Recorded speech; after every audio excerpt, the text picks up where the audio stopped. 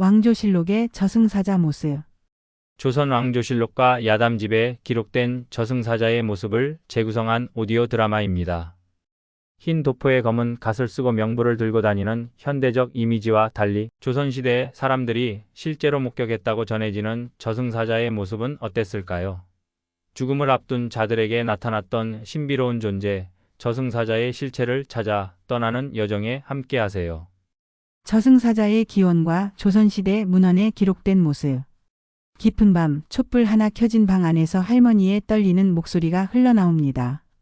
저승사자가 온다. 저승사자가 온다. 어린 시절 우리는 이런 이야기를 들으며 두려움에 떨었지요.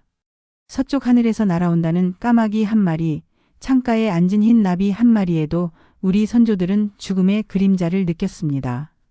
동양의 저승사자는 중국 도교에서 비롯되었다고 합니다. 하지만 조선의 저승사자는 중국의 그것과는 사뭇 달랐지요. 중국의 저승차사는 우두마면이라 하여 소의 머리와 말의 얼굴을 한 괴물의 형상이었습니다. 그러나 조선의 문헌에는 좀 더 인간적인 모습으로 저승사자가 묘사되어 있습니다. 홍만종의 순호지에는 저승에서 온 사자는 검은 의복에 검은 갓을 쓰고 나타나 명부를 들고 혼을 데려간다고 기록되어 있습니다. 또한 동국세 시기에는 저승사자는 청색 도포를 입고 홀연히 나타났다가 사라진다는 기록이 있지요. 오늘날 우리가 흔히 알고 있는 하얀 도포에 검은 갓을 쓴 저승사자의 이미지는 사실 현대의 재구성된 모습에 가깝습니다. 조선시대 문인들의 신문집을 살펴보면 저승사자를 직접 목격했다는 기록들이 심심찮게 등장합니다. 이덕무의 청장관전서에는 병석에 누운 지 사흘째 되던 날 방 구석에 키 큰 남자가 서 있는 것을 보았다.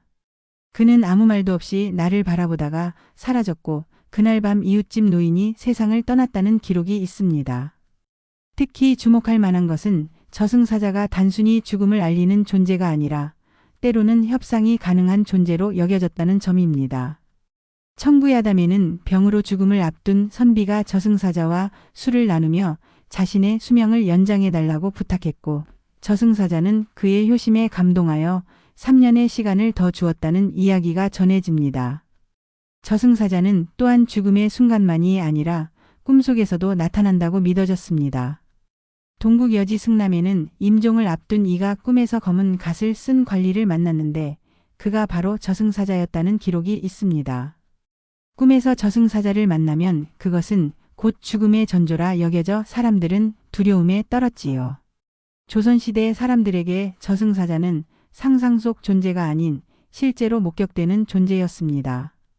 그들은 저승사자의 모습이 언제나 일정하지 않다고 생각했습니다. 때로는 관리의 모습으로, 때로는 노인의 모습으로, 때로는 까마귀나 나비의 모습으로 나타난다고 믿었습니다. 그렇다면 왕조실록에는 어떤 저승사자의 모습이 기록되어 있을까요? 왕조실록에 기록된 왕과 왕족의 임종 시 나타난 저승사자. 왕조실록은 조선시대 역사의 가장 중요한 기록입니다.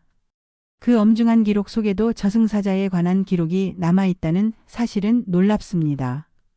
특히 왕과 왕족의 임종을 앞두고 나타났다는 기이한 현상들은 저승사자의 출현으로 해석되곤 했습니다. 세종실록 121권에는 세종의 임종을 앞두고 밤중에 검은 그림자가 대궐 위를 날아다녔다는 기록이 있습니다. 당시 사관은 이를 불길한 징조로 기록했지요. 세종은 그로부터 사흘 후 승하하셨습니다. 또한 명종실록에는 명종의 승하 직전 창문 밖에 검은 새가 울었다는 기록이 있습니다. 이 검은 새는 저승사자의 화신으로 여겨졌습니다. 특히 숙종실록에는 더욱 직접적인 저승사자 목격담이 기록되어 있습니다. 숙종의 승하를 앞두고 임금의 침소 주변을 검은 도포를 입은 남자가 서성였다는 기록이 있습니다. 숙종은 이 일이 있고 나서 병세가 급격히 악화되었다고 합니다. 당시 어이들은 이 검은 옷의 남자를 저승사자로 해석했습니다. 영조실록에는 더욱 구체적인 저승사자의 모습이 묘사되어 있습니다. 영조의 승하를 앞두고 창가에 푸른 도포를 입고 높은 갓을 쓴 남자가 서 있었다는 기록이 있습니다. 이 남자는 누구의 눈에도 보이지 않다가 영조의 눈에만 보였다고 하니 이것이 바로 저승사자였다는 해석이 지배적입니다. 놀라운 것은 왕족이 아닌 일반 신하들의 죽음에 관한 기록에도 저승사자가 등장한다는 점입니다. 선조실록에는 명제상 이양복의 임종을 앞두고 그의 집 마당에 키 큰 남자가 나타났다 사라졌다는 기록이 있습니다. 이양복은 그날 밤 세상을 떠났습니다. 또한 왕조실록에는 저승사자를 물리치려 한 의식에 대한 기록도 있습니다. 정조실록에는 세자의 병환 중에 무당을 불러 저승사자를 물리치는 의식을 거행했다는 기록이 있습니다. 이 의식은 저승사자 퇴치 의식이라 불렸으며 양초를 켜고 북을 치며 저승사자를 쫓아내는 방식으로 진행되었습니다. 조선시대 사람들은 저승사자의 출현을 실제 사건으로 받아들였습니다. 그런데 더욱 놀라운 것은 이런 저승사자를 직접 만났다고 주장하는 사람들의 생생한 증언이 야담집에 기록되어 있다는 점입니다. 그들은 저승사자와 대화를 나누고 심지어 협상까지 했다고 합니다. 그렇다면 민간에서는 어떤 저승사자의 모습이 전해 내려왔을까요? 민간에서 전해지는 저승사자 목격담과 다양한 모습. 해가 지고 달이 떠오르는 시간, 마을 어귀에 한 노인이 앉아 있었습니다. 그는 마을 사람들에게 60년 전 자신이 겪은 이야기를 들려주곤 했지요. 내가 15살 되던 해 병으로 죽음을 앞두었을 때였네. 방 한구석에 키 큰 사내가 서 있는 걸 보았지. 그는 푸른 도포를 입고 검은 갓을 쓰고 있었는데 손에는 붉은 명부를 들고 있었네. 내 이름을 부르더니 따라오라고 하더군. 하지만 나는 따라가지 않았지. 그렇게 사흘을 버티니 그 사내는 사라졌고 나는 살아남았네. 이처럼 민간에서는 저승사자를 직접 목격했다는 증언이 끊임없이 이어졌습니다. 임진록과 같은 전쟁 기록에도 저승사자 목격담이 남아 있습니다. 전쟁터에서 수많은 병사들이 죽어갈 때 검은 옷을 입은 수십 명의 사자들이 전장을 누비며 혼을 거두어 갔다는 기록이 있습니다. 대역병이 돌았을 때도 마을 곳곳에 검은 도포를 입은 사람들이 나타났다 사라졌다는 기록이 있지요. 흥미로운 것은 조선시대 저승사자의 모습이 지역마다 조금씩 달랐다는 점입니다. 경기도 지역에서는 주로 검은 도포에 붉은 명부를 든 모습으로, 전라도 지역에서는 청색 도포에 흰 명부를 든 모습으로 묘사되었습니다. 함경도 지역에서는 저승사자가 백발의 노인으로 나타난다는 이야기가 많았고, 제주도에서는 까마귀나 흰 나비의 모습으로 나타난다고 믿었습니다. 어우야담에는 저승사자를 만난 한 선비의 이야기가 자세히 기록되어 있습니다. 한밤중에 방문을 두드리는 소리에 문을 열어보니 키 큰 사내가 서 있었다. 그는 자신을 저승사자라 소개하며 때가 되어 데리러 왔다고 말했다. 선비는 학문을 마치지 못했으니 3년만 더 살게 해달라고 간청했고 저승사자는 그의 정성에 감동하여 허락했다. 3년 후 정확히 같은 날 그 사내가 다시 찾아왔고 선비는 평온히 세상을 떠났다. 고합니다. 또 다른 야담집인 동패낙송에는 저승사자의 실수로 잘못 데려가려다 돌려보낸 사람의 이야기도 있습니다. 저승사자가 홍판서를 데려가려 했으나 명부를 확인해보니 홍서방을 잘못 데려온 것이었다. 저승사자는 사과하며 그를 돌려보냈고 그 사람은 죽었다가 살아난 경험을 모두에게 들려주었다. 고합니다. 민간에서는 저승사자를 피하는 방법도 전해 내려왔습니다. 저승사자는 붉은색을 두려워하니 붉은 천을 문에 걸어두라. 저승사자는 개 짖는 소리를 무서워하니 병자가 있는 집에 개를 키워라. 저승사자는 북소리에 놀라 달아나니 병자의 방 앞에서 북을 쳐라 등의 방법이 있었습니다. 특히 저승사자가 온 집에는 특유의 냄새가 난다는 믿음도 있었습니다. 청구야담에는 저승사자가 오면 썩은 나무 냄새가 난다는 기록이 있고 동국세 시기에는 저승사자가 오면 썩은 생선 냄새가 난다는 기록이 있습니다. 이처럼 조선시대 사람들은 죽음의 사자가 실제로 존재하며 그들과 만날 수도 있다고 믿었습니다. 저승사자를 피하기 위한 민간 풍습과 의식. 죽음은 피할 수 없는 것이지만 조선시대 사람들은 저승사자를 속이거나 지연시키는 방법을 찾아내기 위해 끊임없이 노력했습니다. 그들이 발전시킨 다양한 풍습과 의식들은 오늘날까지도 일부 지역에서 이어지고 있습니다. 가장 널리 알려진 방법은 이름 바꾸기였습니다. 저승사자는 명부에 적힌 이름으로 사람을 찾는다고 믿었기 때문에 병에 걸리면 이름을 바꾸거나 별명으로 불렀습니다. 해동잡록에는 중병에 걸린 사람은 이름을 바꿔 저승사자를 혼란스럽게 해야 한다는 기록이 있습니다. 심지어 일부 가문에서는 아이가 태어나면 두 개의 이름을 지어주기도 했는데 하나는 공식적인 이름이고 다른 하나는 저승사자를 속이기 위한 이름이었습니다. 또 다른 방법은 얼굴 가리기였습니다. 저승사자는 사람의 얼굴을 보고 확인한다고 믿었기 때문에 중병에 걸린 사람의 얼굴에 천을 덮거나 도깨비 탈을 씌우기도 했습니다. 동국 여지 승남에는 병자의 얼굴에 붉은 천을 덮어 저승사자가 알아보지 못하게 했다는 기록이 있습니다. 더 적극적인 방법으로는 저승사자 쫓기 의식이 있었습니다. 동국 세시기에 따르면 무당이 북을 치고 방 안에 소금을 뿌리며 저승사자를 쫓아내는 의식을 거행했다고 합니다. 이 의식은 주로 밤에 진행되었으며 방 내구석에 양초를 켜고 무당이 춤을 추며 저승사자를 물리치는 주문을 외웠습니다. 특히 제주도에서는 영감놀이라는 특별한 의식이 있었습니다. 저승사자를 상징하는 가면을 쓴 사람이 마을을 돌아다니며 죽을 사람을 찾는 놀이인데 이를 통해 저승사자의 힘을 약화시킨다고 믿었습니다. 탐나지에는 영감놀이를 하면 그의 마을에 죽음이 적다는 기록이 있습니다. 또한 대체물 바치기도 흔한 방법이었습니다. 저승사자에게 사람 대신 동물이나 인형을 바치는 것인데 주로 닭이나 돼지를 사용했습니다. 청장관전서에는 병자의 방 앞에 닭을 매달아 저승사자가 그것을 데려가게 했다는 기록이 있고 해동잡록에는 지프로 만든 인형의 병자의 옷을 입혀 문 앞에 두면 저승사자가 그것을 데려간다는 기록이 있습니다. 더 특이한 방법으로는 저승길 막기가 있었습니다. 저승으로 가는 길을 물리적으로 막아버리는 것인데 주로 병자의 집 문턱에 가시나무를 심거나 십자가를 그려 놓았습니다. 동국 여지 승남에는 병자의 집 문에 가시나무 가지를 걸어두어 저승사자가 들어오지 못하게 했다는 기록이 있습니다. 일부 지역에서는 저승사자 달래기도 시도했습니다. 저승사자에게 음식과 술을 바치고 정중히 시간을 달라고 부탁하는 의식이었습니다. 청구야담에는 병자의 가족이 상을 차려 저승사자를 대접하고 1년의 시간을 더 달라고 빌었다는 이야기가 있습니다. 이러한 다양한 풍습과 의식들은 죽음을 앞둔 사람들의 절박함과 저승사자를 실존하는 존재로 여겼던 조선시대 사람들의 믿음을 보여줍니다. 그렇다면 저승사자와 가장 가까운 관계에 있다고 여겨졌던 무당들은 저승사자를 어떻게 다루었을까요? 무당과 저승사자의 관계, 저승사자와 거래했다는 전설. 달빛이 창문으로 스며드는 깊은 밤, 산속 작은 굿당에서는 한 무당이 방울소리와 함께 춤을 추고 있었습니다. 그녀는 세상과 저승을 오가는 중재자로서 저승사자와 대화할 수 있다고 여겨졌지요. 조선시대의 무당들은 어떻게 저승사자와 관계를 맺었을까요? 무당은 산자와 죽은 자의 세계를 연결하는 유일한 존재로 여겨졌습니다. 해동잡록에는 무당은 저승길을 알고 저승사자와 대화할 수 있다고 기록되어 있습니다.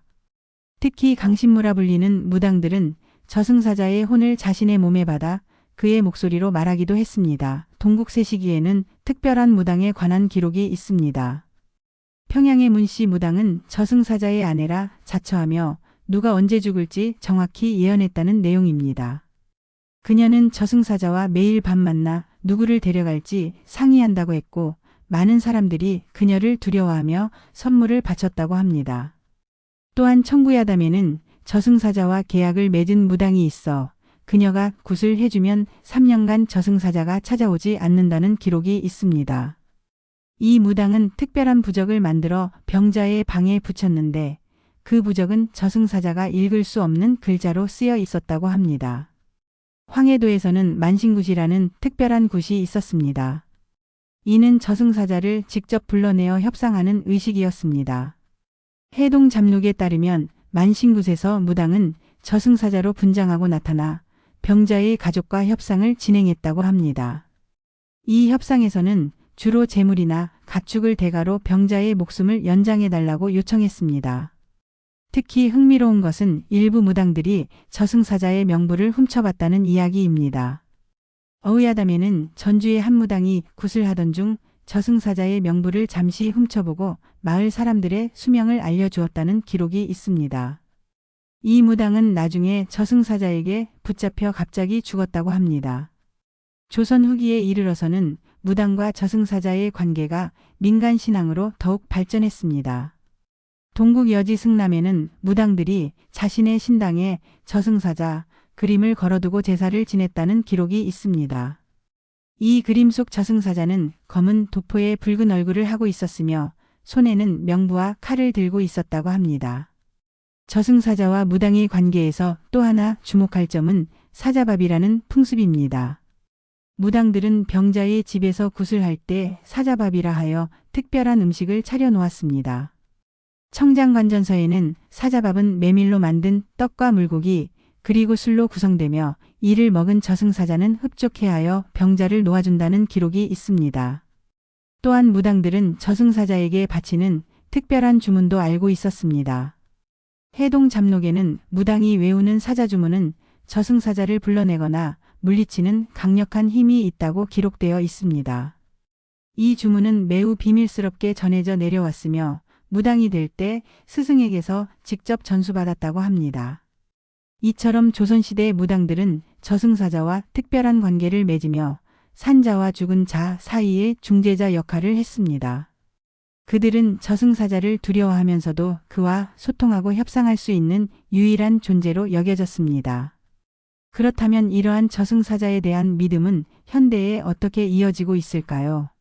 현대까지 이어지는 저승사자 관련 전설과 그 의미. 가을비가 내리는 어느 날 서울의 한 고서점에서 노부인이 오래된 책을 살펴보고 있었습니다. 그 책에는 저승사자의 그림이 그려져 있었지요. 우리 어머니가 돌아가시기 전날 검은 옷을 입은 사람이 창문 밖에 서 있었다고 하셨어요. 노부인의 이야기처럼 저승사자에 대한 믿음은 현대 사회에서도 여전히 살아 있습니다. 민속학자들의 연구에 따르면 저승사자에 대한 이야기는 20세기 중반까지도 농촌 지역에서 활발히 전해졌습니다. 특히 전라남도와 경상북도 산간 지역에서는 1970년대까지도 저승사자를 물리치는 의식이 행해졌다고 합니다. 한국민속대관에는 영천의 한 마을에서는 중병에 걸린 노인의 방문 앞에 닭을 매달고 저승사자 퇴치 의식을 거행했다는 기록이 있습니다. 현대의학이 발달하면서 저승사자에 대한 직접적인 믿음은 줄어들었지만 문화적 상징으로서의 저승사자는 여전히 우리 곁에 있습니다. 현대 소설, 드라마, 영화에서 저승사자는 중요한 모티프로 등장합니다. 특히 2000년대 이후 저승사자를 주인공으로 한 드라마와 영화가 인기를 끌었는데 이는 죽음에 대한 현대인의 불안과 호기심을 반영합니다. 흥미로운 것은 현대 미디어에 등장하는 저승사자의 모습이 조선시대의 기록과 상당히 다르다는 점입니다. 현대 작품에서는 주로 검은 도포의 갓을 쓴 모습으로 묘사되지만 앞서 살펴보았듯이 조선시대의 저승사자는 청색 도포를 입거나 노인, 까마귀 등 다양한 모습으로 나타났습니다. 이는 일제강 점기와 해방 이후 민간 신앙이 재구성되는 과정에서 발생한 변화로 보입니다. 또한 현대 심리학에서는 저승사자 목격담을 임종을 앞둔 사람들의 심리적 현상으로 해석하기도 합니다. 임종 경험 연구에 따르면 죽음을 앞둔 환자의 약 30%가 자신을 데리러 온 존재를 보았다고 증언했습니다. 이는 문화적 배경에 따라 천사, 저승사자, 돌아가신 가족 등 다양한 형태로 나타납니다. 민속학적 관점에서 저승사자는 죽음이라는 불가피한 현실을 인격화한 존재입니다.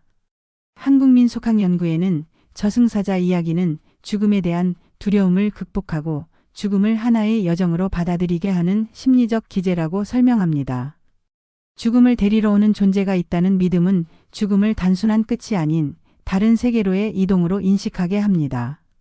특히 주목할 만한 것은 최근 호스피스 의료 현장에서 저승사자 이야기가 재조명되고 있다는 점입니다. 일부 호스피스 의사들은 임종을 앞둔 특히 어린이 환자들에게 저승사자를 친절한 안내자로 재해석하여 설명합니다. 저승사자는 무서운 존재가 아니라 너를 새로운 세계로 안내할 친구라는 설명은 죽음에 대한 공포를 줄이는 데 도움이 된다고 합니다.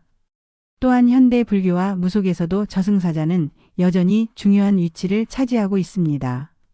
49제나 진옥이 굿에서는 저승사자에게 망자를 잘 인도해달라는 의식이 포함되어 있습니다.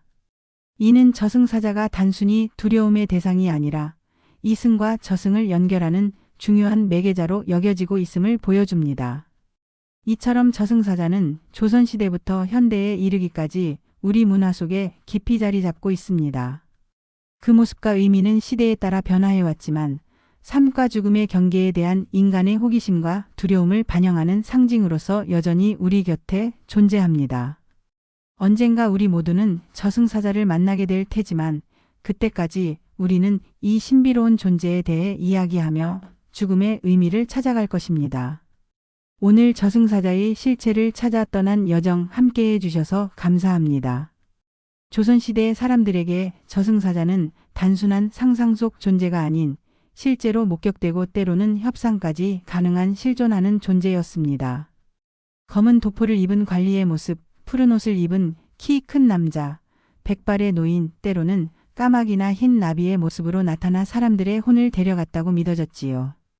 우리는 이런 저승사자를 피하기 위해 이름을 바꾸고 얼굴을 가리고 대체물을 바치는 등 다양한 방법을 시도했습니다. 무당들은 저승사자와 대화하고 협상할 수 있는 유일한 존재로 여겨졌고 이러한 믿음은 현대까지도 문화적 상징으로 이어지고 있습니다. 다음 이야기에서는 초립동이 온다 조선시대 아이 모습의 저승사자에 대해 알아보겠습니다. 조선시대 기록에는 어린아이 모습으로 나타나 사람들을 저승으로 데려간다는 특별한 형태의 저승사자가 등장합니다. 이 귀여운 모습의 사자가 실은 가장 무시무시한 존재였다고 하는데요. 그 이유는 무엇일까요? 또한 아이의 모습을 한 저승사자는 어떤 사람들을 데려갔을까요? 다음 이야기에서 그 신비로운 비밀을 함께 풀어보겠습니다. 여러분의 댓글과 좋아요, 구독은 저희에게 큰 힘이 됩니다. 다음 이야기로 찾아뵙겠습니다.